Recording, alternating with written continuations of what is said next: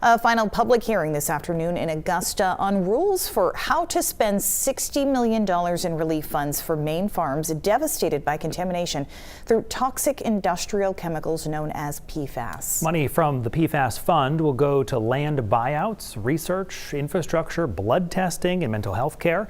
News 9's Vivian Lee was at the meeting and has an update as to when that money could finally be distributed to impacted farmers.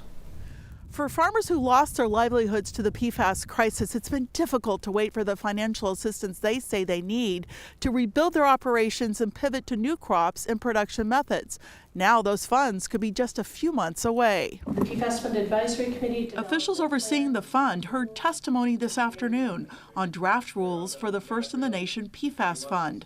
The new rules would allow commercial farms tainted by the chemicals to tap into $60 million.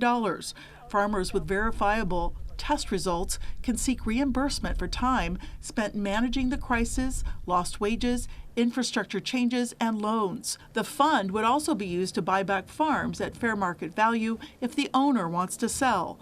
Blood testing, monitoring, and mental health services will also be available, as well as other health impact studies. Funding Maine CDC to conduct a soil exposure study to understand to the extent which soil exposure is a cause for concern. Now, the deadline to submit testimony on the proposed plan rules is January 26th, and a new plan could be in place by the end of February, which would open up the application process.